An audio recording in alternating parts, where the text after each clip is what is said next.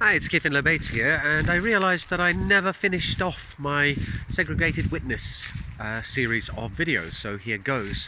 What does Segregated Witness actually achieve, and does it achieve it in the best possible way? Well, firstly, yes, Segregated Witness does fix the malleability flaw. However, as I discussed in previous videos, it's not actually a flaw for traditional Bitcoin usage.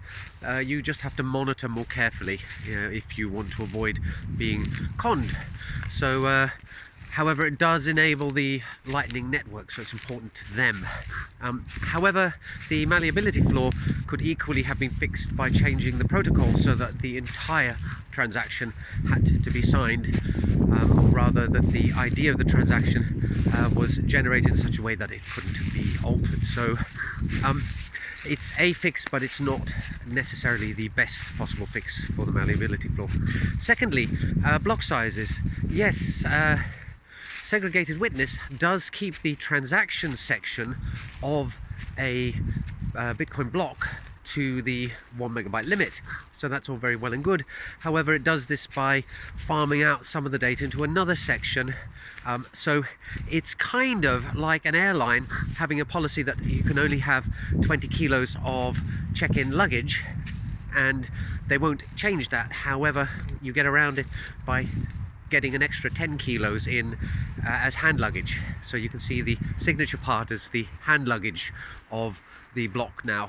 So effectively you're taking on 30 kilos. So the block sizes as a whole will increase, but the particular section that was being argued about remains the same size.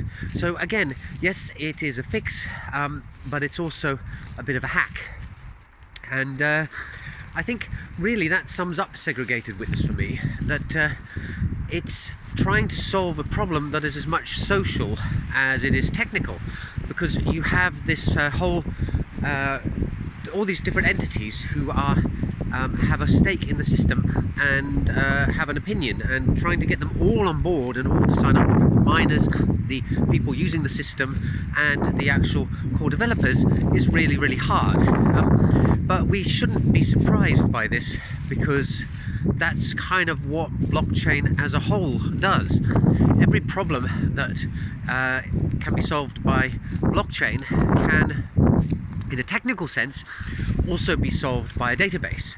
But blockchain isn't about a technical solution, it is about a social and a psychological and a political and an economic solution. And those fields aren't as rational necessarily as the technical side of things, and I think this is something that developers often forget.